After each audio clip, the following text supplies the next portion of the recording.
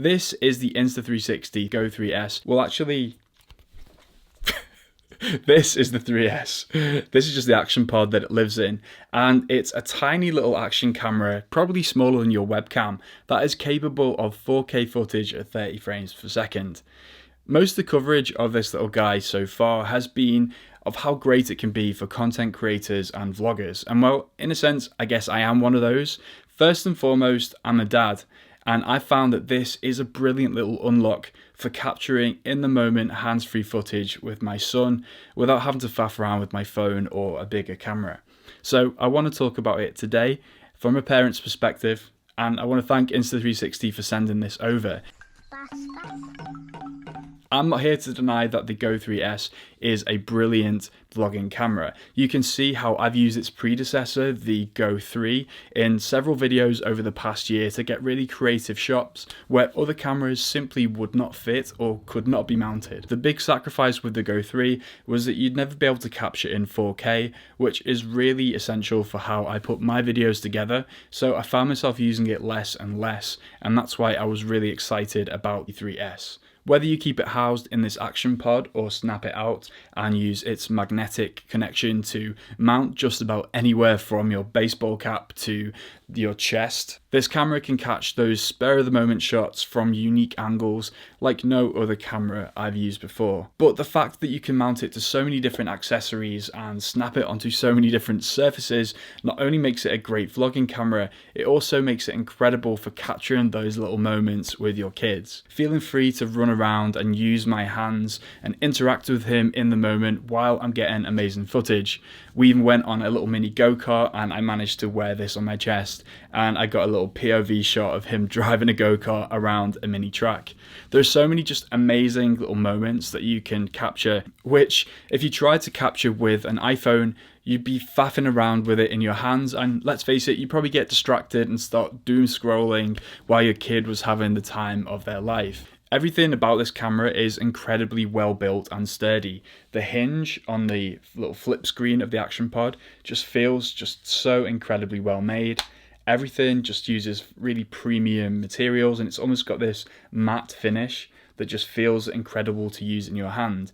And because it's so sturdy, I also feel a bit more comfortable actually letting my son have a go on this camera and just take it around with him and see his true POV of the world. Before playing with this camera, I once borrowed the Insta360 X4, which is a 360-degree camera, and took it to the zoo with my family. That was just simply too distracting for a 2.5-year-old. When you've got this huge selfie stick with a camera on top, he just wanted to grab it and wave it around far too much, and it was actually more of a distraction to him than actually being in the moment. But with this camera, it's small and subtle enough that once he's had his 5 or 10 minutes with it, he loses interest and he doesn't care.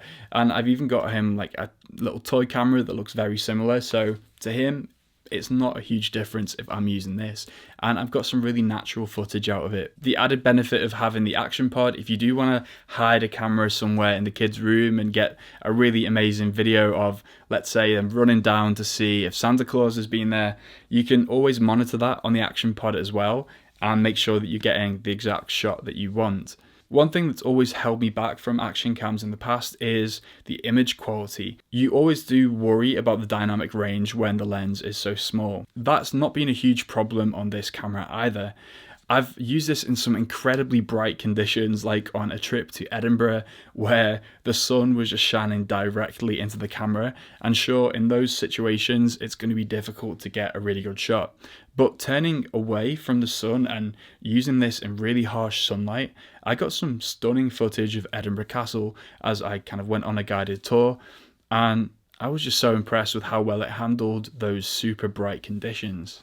That's also why I think HDR mode is so important to a camera like this, because it can really broaden that dynamic range and make sure it is able to shoot in much harsher conditions with a lot more contrast. And so the HDR mode on this camera, while I don't use it all the time, has come in useful in those moments. Wherever you mount the camera as well, you're going to get buttery smooth footage thanks to Insta360's flow state stabilization, and that basically means it's going to completely smooth out the image and just give you a really good quality video. That's if you're shooting in 24 frames per second all the way up to 30. You're by no means limited to that. You can shoot in a variety of modes with the Go 3S, slow motion modes, which will push much further beyond 30 frames per second.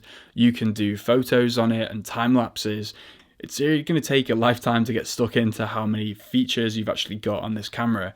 But one especially cool feature is the ability to do free frame video, which will shoot essentially a cross section of footage on the vertical and horizontal axis, and allow you to actually go in and choose the frame you want to use later on in Insta360's software. So that means that you could film something in free frame and then later edit it into either a vertical or a horizontal style video.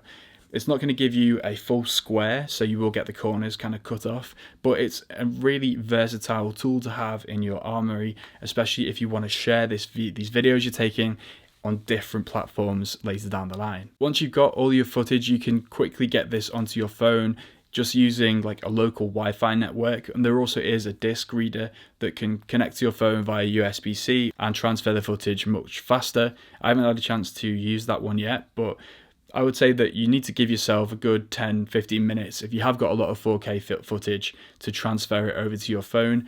But once it's on there, then it's so easy to just share around with your family's WhatsApp groups or wherever it is. Honestly, this is the first time I've been truly convinced by something like an action cam. Whether that's for content creation, where I'm trying to get more creative shots, using it to just build up additional camera angles and mounting it for, novel first person experiences of tech, things like that, or whether I'm just hiding it in places where I know I can get those really candid shots of my son, or taking it with me on family trips and not having to worry about holding up a phone to get those shots and record those memories.